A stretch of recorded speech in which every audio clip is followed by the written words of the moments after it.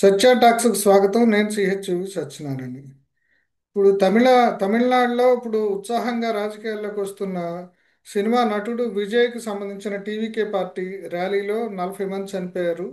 ఇప్పుడు ఈ ర్యాలీలో ఇంతమంది చనిపోయిన తర్వాత కూడా ఆయన పెద్ద సెన్సిటివిటీ లేకుండా వెంటనే విమానంలో వెళ్ళిపోవటం, ప్రత్యేక విమానంలో కనీసం వాళ్ళని పరామర్శించకుండా వెళ్ళాడు. అతని ఎమ్మెచ్యూరిటీకి అది చిహ్నం. ఇటువంటి వాడు ఇంకా రాజకీయాల్లో ఏ రకంగా రాణిస్తాడు అనేది ఒక విమర్శ వస్తుంది. అసలు ఏంటి తమిళ రాజకీయాల్లో కొత్త కెరటం విజయ్, ఆయన పాత్ర ఏంటి, అసలు ఆయన ఏ రకంగా ఈ ర్యాలీలు ఇవి కొత్త పద్ధతిలో నిర్వహించటం, దీని పర్యవసానాలు, ఈ తమిళ రాజకీయాల మీద దాని ప్రభావం, దానిపై ఇప్పుడు మనం చర్చిద్దాం. మనతోటి సీనియర్ జర్నలిస్టు, రచయిత, తెలుగు తోరణం సంపాదకులు అన్నవరం బ్రహ్మయ్య గారు ఉన్నారు. ఆయన అడిగి మరిన్ని వివరాలు తెలుసుకుందాం. బ్రహ్మయ్య గారు నమస్తే అండి. నమస్కారం అండి. అదే ఇప్పుడు ఈ సో విజయ్ ఈ ర్యాలీలో తొక్కిసలాట జరిగింది. దాదాపుగా నలభై అవునండి. మంది చనిపోయారు, ఇంకెంతో మంది గాయపడ్డారు. ఇప్పుడు అవును. ఇటీవల మనకి హైదరాబాద్లో ఆ, అల్లు అర్జున్ ఒక సినిమా రిలీజ్ సందర్భంగా ఇద్దరు చనిపోతేనే ఆయన అరెస్ట్ చేసి కేసు పెట్టి ఇంత గందరగోళం చేశారు. ఇక్కడ విజయ్ విషయంలో ప్రభుత్వం కొంత ఉదాసీనత వ్యవహరించి ఆయన పార్టీ సెక్రటరీ మీద మాత్రమే కేసు పెట్టింది. ఎందుకనంటారు? ఇప్పుడు తమిళ రాజకీయాలు మిగతా రాష్ట్రాలతో పోల్చుకుంటే డిఫరెంట్ గా ఉంటాయండి. సో అప్పుడు అనూహ్యమైన తీర్పులో పబ్లిక్ అటెండ్ అయ్యారు ఆయన సభకి. దానికి సంబంధించి సభలకి హీరోలుగా ఉన్న వాళ్ళ సభలకి ప్రజలు అటెండ్ కావటం కొత్త ఏమి కాదు. ఇప్పుడు ఒక పొలిటీషియన్ పెట్టే రాజకీయ సభకను ఒక సినిమా హీరో పెట్టే రాజకీయ సభకు వ్యత్యాసం ఉంటుంది. రాజకీయ నాయకులకి సంబంధించి వాళ్ళ మేధోపరము పార్టీ సిద్ధాంతాల మీద ఆధారపడి మాత్రమే సభలు జరుగుతాయి. సినిమా హీరో అట్లా కాదు. కొత్తగా రాజకీయాలకు వస్తున్నటువంటి నటుడు ఈయన సహజంగా యువకుడు. ఈయన చూడాలనే కోరిక ప్రజల్లో అభిమానుల్లో దగ్గరగా ఉండాలని చెప్పేసి కోరిక ఎక్కువగా ఉంటుంది. అసలు ఆ ఎప్పుడైతే హీరో గారు ఒక సమావేశాన్ని పెడుతున్నారో దాని మీద ఒక అంచనా ఉండాలి. అది రాజకీయ పార్టీలకైతే అటువంటి అంచనా ఉంటుంది. ఈయన సినిమా హీరో కావటం, రాజకీయాలకు కొత్త కావటం అంచనాలు లేకుండా పోయింది దీనికి సంబంధించి. ఆ నేపథ్యంలోనే ఇంతమంది తొక్కిసలాట జరగటం, ఇంతమంది 40 మంది పైన చనిపోయారు. పరిస్థితులు చాలా మంది ఇంకా దాదాపు 200 మంది హాస్పిటల్ ఉన్నారని కూడా చెప్తున్నారు దీనికి సంబంధించి.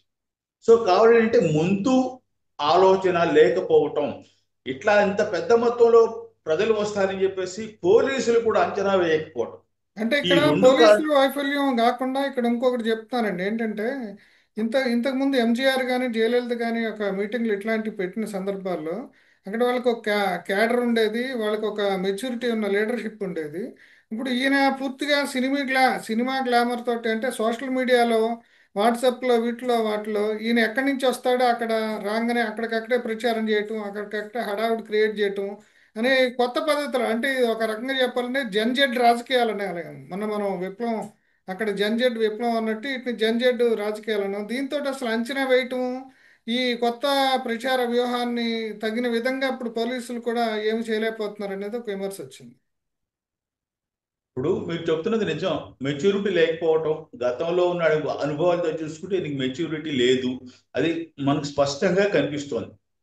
అదేవిధంగా ఇందా మీరు మీరు ఇంటర్వ్యూలో చెప్పారు, ఆయన సంఘటన జరిగినప్పుడు వెంటనే హాస్పిటల్కి వెళ్ళి బాధితులు పరామర్శించడానికి బదులుగా ప్రత్యేక విమానంలో ఎక్కడి నుంచి వెళ్ళిపోయాడు అని చెప్పేసి. కానీ మెచ్యూరిటీకి ఇంకో ఉదాహరణ స్టాలిన్ గారు. మన మెచ్యూరిటీ, ఆయన మెచ్యూరిటీ చూడండి. ఏమైనా అన్నాడు, దీన్ని రాజకీయాల్లో చూడదు, ఒక దుర్ఘటన. ఈ దుర్ఘటనలో నష్టపోయిన వాళ్ళు మనం ఎక్కువ మంది ఆదుకోవాలి, ఎక్కువ మందికి వైద్య సహాయం చేయాలి అని చెప్పి ప్రత్యేకంగా హాస్పిటల్కి వెళ్ళటం, కుటుంబాలకు దాదాపు ₹1,00,00,000 నష్టపరిహారం ప్రకటించడం, ఇవన్నీ ఒక మెచ్యూరిటీ నాయకుడు కాబట్టి ఆయన చేయగలుగుతున్నాడు. ఇర్రెస్పెక్ట్ ఆఫ్ ఇది మా పార్టీకి సంబంధించేది కాదు అని ప్రకటించాలి ఆయన. ఎవరైనప్పటికీ ప్రజా సమస్య, ప్రజలకు సంబంధించి ప్రజలు కష్టాల్లో ఉన్నారు కాబట్టి మనం వెళ్ళాలని చెప్పి స్టాలిన్ తన మెచ్యూరిటీని చూపించారు ఇక్కడ దీనికి సంబంధించి. అంటే అదే డిఎంకే సమయంలో డిఎంకే ఏఐడిఎంకేలకి ప్రత్యామ్నాయం అని తాను భావిస్తున్న విజయ్ ఈ రకంగా ఎమ్మెచ్యూరిటీ తోటి ఉంటే ఆయన పార్టీ ముందుకెళ్లే అవకాశం ఉంది. చాలా ఇప్పుడు మెచ్యూరిటీ లేదు అనేది మీరు చెప్తున్నారు, నేను చెప్తున్నాను. ఉదాహరణకి హీరోలకి జనాలు రావటం కొత్త కదా సార్. మనకి మొదటిసారి పవన్ కళ్యాణ్ గారు ఎప్పుడు బహిరంగ సభలు పెట్టినా పెద్ద లక్షల్లో కూడా జనాలు వచ్చారు. చిరంజీవి గారు ఆయన ప్రజారాజ్యం పార్టీ పెట్టిన తర్వాత ప్రజల్లోకి వచ్చినప్పుడు లక్షల్లో వచ్చారు. కానీ అధికారంలో రాలేదు కదా వాళ్ళు. పవన్ కళ్యాణ్ గారు మొదటిసారి అయితే తండోపతండాలుగా జనాలు వచ్చారు, కానీ 2 స్థానాలకి ఆయన పరిమితం అయ్యాడు. సో అట్లా ఒక స్థానం అనుకుంటా, 2 కూడా కాదు, ఒకే ఒక స్థానం పరిమితం అయ్యాడు. సో కాబట్టి ప్రజలు హాజరు కావడాన్ని బట్టి రాజకీయ పార్టీ ముందుకు వస్తుంది, మనుగడ సాగిస్తుంది అనుకోవడం మాత్రం భ్రమే అవుతుంది. దానికి దాంట్లో అనుమానం లేదు. ప్రజలకు బహిరంగ సభలకు వచ్చే ప్రజలను బట్టి మనం అధికారంలోకి వస్తాము, రాజకీయంగా ఉన్నత స్థాయికి వెళ్తాము అనుకున్నది భ్రమ అవుతుంది. మనకి ఉదాహరణలు చాలా చెప్పారు. ఉదాహరణలు చూస్తున్నాం, మనం ప్రత్యేకంగా చూసాం, మన ఆంధ్రాలో చూసాం, తమిళనాడులో కూడా మీకు తెలియదేం కాదు. కమల్ హాసన్ చాలా పెద్ద నటుడు, సీనియర్ నటుడు. ఆయన కూడా ఏం చేశాడు, చివరికి పార్టీని మామూలుగా విలీనం చేసి ఒక రాజ్యసభ సభ్యుడితో పరిమితం కావాల్సి వచ్చింది. సో కాబట్టి విజయ్ అనేది యూత్ కాబట్టి హడావుడు ఉంటుంది. పవన్ కళ్యాణ్ గారు రాజకీయాల్లోకి వచ్చి రజనీకాంత్ కమల్ హాసన్ ఇద్దరు కూడా అక్కడ అటెంప్ట్ చేశారు రాజకీయాల్లోకి రావటానికి. ఏమంటారు, కమల్ హాసన్ రజనీకాంత్ కూడా అటెంప్ట్ చేశారు. రజనీకాంత్ అటెంప్ట్ చేయలే, పూర్తిగా చేయలే. ఆయన మధ్యలోనే విరమించుకున్నాడు. 2-3 సార్లు నేను ప్రకటిస్తాను అని చెప్పేసి రాజకీయాలకు వస్తున్నాను అని చెప్పేసి ఆయన పూర్తి స్థాయిలో ఎప్పుడు రాజకీయాలకు వస్తున్నట్టు ప్రకటించలా. వెనక్కి తగ్గిపోయాడు ఆయన. ఇది నాకు తగదు, నేను దీంట్లో చాలా మంది కాలేను అని చెప్పేసి ఒక నిర్ణయానికి వచ్చాడో మరి ఏమనుకోవాలో తెలియదు. కానీ ఆయన పూర్తిగా రాజకీయ పార్టీ ప్రకటించడం కానీ రాజకీయంగా మీటింగ్ పెట్టడం కానీ చేయలే. ఆయన చేసిందల్లా కమల్ హాసన్. అట్లాగే శివాజీ గణేష్ చేశారు కొంత. శివాజీ గణేష్ కాంగ్రెస్ పార్టీలోనూ విలీనం అయ్యాలి ఆయన కాంగ్రెస్ పార్టీలో రాజ్యసభ సభ్యుడిగా చేశారు శివాజీ గణేష్ గారు. ఎందుకంటే ఆయన కూడా ఎంజి రామచంద్రకి ఉన్నంత ఫాలోయింగ్ ఉండేది తమిళనాడులో. శివాజీ గణేష్ ఎంజి రామచంద్ర ఇద్దరు ఇక్కడ మన ఆంధ్రాలో అక్కినే నాగేశ్వరరావు, ఎన్టీ రామారావు ఎట్లా అట్లా చూసేవాళ్ళు అక్కడ. కానీ శివాజీ గణేష్ కూడా ఒక దశలో వచ్చేసరికి రాజీ పడి కాంగ్రెస్ పార్టీలో విలీనం అయ్యి కాంగ్రెస్ పార్టీ రాజ్యసభ సభ్యుడిగా మాత్రం పనిచేయగలిగాడు. అట్లాగే విజయ ఊహలు ఎక్కువగా ఉన్నాయి తప్ప ఇది నిజం కాదు. ఎవరు తొలితరం కరుణానిధి కానీ ఎంజీఆర్ కానీ వాళ్ళు కూడా సినిమా నటులు అయినప్పుడు కూడా వాళ్ళు రాజకీయంగా వాళ్ళకి ఒక పునాది ఉంది. ఇప్పుడు విజయ్ లాంటి వాళ్ళు రాజకీయంగా పునాది లేకుండా, అంటే వాళ్ళు అంబేద్కర్ని కాసేపు, మామూలుగా పెరియార్ రామస్వామిని కాసేపు, వీళ్ళందరినీ ఐకాన్స్గా చెప్పుకుంటున్నారు. కానీ వాళ్ళ ఫిలాసఫీని తెలుసుకోవటం కానీ వాళ్ళ మార్గంలో కానీ వెళ్ళటము, లేదంటే ప్రస్తుత పరిస్థితులకు అనుగుణంగా, అంటే ఆయన ఎవరితోనూ పొత్తు లేకుండా తను సొంతంగా వెళ్తానంటున్నాడు. ఏదో స్థానిక ఎన్నికల్లో కొన్ని స్థానాలు వచ్చేదానికి ఇప్పుడు తను ఎక్కువ ఊహించుకుంటున్నాడు. ఆయన సక్సెస్ అయ్యే అవకాశం ఉందంటారా? డిఎంకేని ఢీకొనే అవకాశం ఉందా? ఇప్పుడు చాలా కష్టం అండి. వాళ్ళు కరుణానిధి గారి పార్టీ డిఎంకే పార్టీ మూలాలు వేరండి. కరుణానిధికి చాలా బేస్ ఉందండి. ఆయన సినిమా కాదు, అధ్యయనం పార్టీ యొక్క సిద్ధాంతాలు ఏదైతే పెరియార్ రామస్వామి గారి ద్రవిడ మున్నేటి కజగం ప్రారంభించారో దాన్ని బాగా అవపోసన పట్టిన తర్వాత అన్నాదురై తర్వాత ఈయన ముఖ్యమంత్రి అయ్యాడు. ఫస్ట్ అన్నాదురై అయ్యాడు డిఎంకే నుంచి. ఆ తర్వాత ఆయన వారసుడిగా కరుణానిధి ఇచ్చాడు. కరుణానిధి వారసుడిగా ఇప్పుడు స్టాలిన్ గారు వచ్చారు. అట్లా జరిగింది తప్ప వాళ్ళు ఒకేసారి సినిమా ఇమేజ్ తోనే రాలా. వాళ్ళు మూలాలు, అద్భుతమైన మూలాలు ఉన్నాయి, ద్రవిడ మూలాల నుంచి వాళ్ళు వచ్చారు. కాబట్టి అప్పుడు రామచంద్రన్ కూడా సినిమా నటుడు అయినప్పటికీ కూడా ఆయన కూడా అన్నాదురై ప్రభావం గురైన వాడు, పెరియార్ యొక్క సిద్ధాంతాలను ఆచరించిన వాడు. ఎంజి రామచంద్రన్ బ్రాహ్మణ అయినప్పటికీ కూడా ఆ నేపథ్యంలో వాళ్ళకి ప్రజల యొక్క ఆమోదం లభించింది. అక్కడ తమిళనాట ఎక్కువగా ద్రవిడ, ఏదైతే బ్రాహ్మణికల్ సమాజంలో వాళ్ళు వ్యతిరేకతను చాలా అవహేళనకు గురయ్యారు అక్కడ ఇతర సామాజిక వర్గాలు, ప్రధానంగా బ్రాహ్మణ సామాజిక ఉన్నప్పుడు. ఆ నేపథ్యంలో వీళ్ళందరూ ఇప్పుడు ఏదైతే ఉన్నాయో బ్రాహ్మణికల్ మనువాద ధర్మాలన్నింటినీ కూడా పెరియార్ వ్యతిరేకించాడు.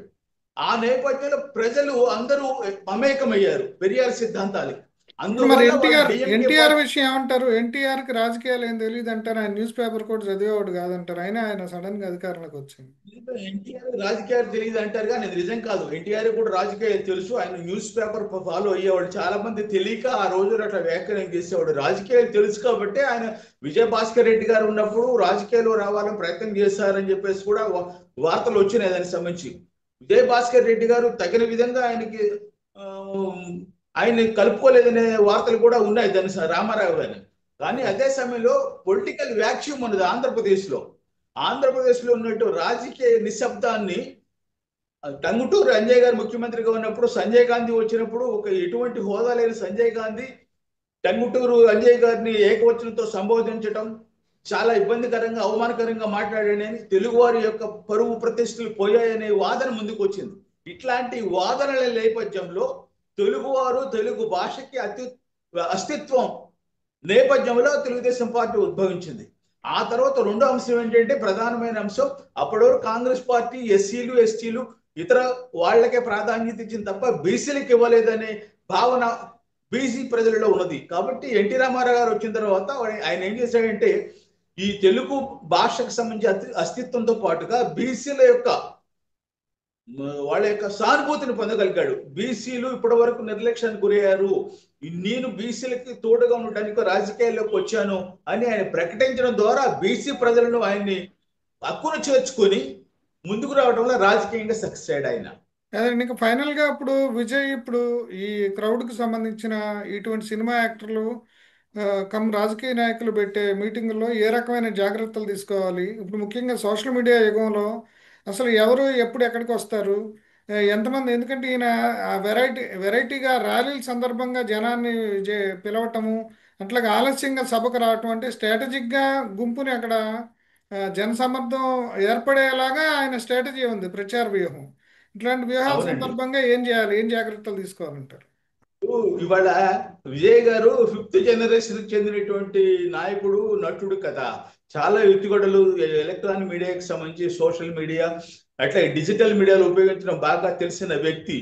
కాబట్టి ఇటువంటి అంశాల్లో ప్రభుత్వ విధానాలు ఏవైతే ఉన్నాయో వాళ్ళ యొక్క ముందుగా మా పర్యటన ఇది, మా పార్టీ పర్యటన ఇది, మీరు ఏర్పాటు చేయండి అని ప్రభుత్వానికి తెలియచెప్పటం, ప్రభుత్వం కూడా యథా సమయంలో కొత్తగా అధికారంలోకి రాబోతున్నా లేదా కొత్తగా పాలిటిక్స్ లో ఎమర్జీ అవుతున్నటువంటి నాయకులకి సంబంధించి తగిన ఏర్పాట్లు చేయటం ప్రస్తుత పార్టీ యొక్క బాధ్యత, ఏదైతే ప్రభుత్వం యొక్క బాధ్యత.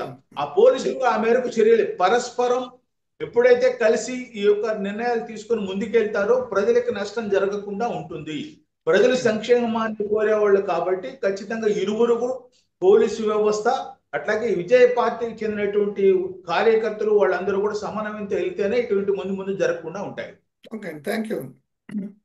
Right sir.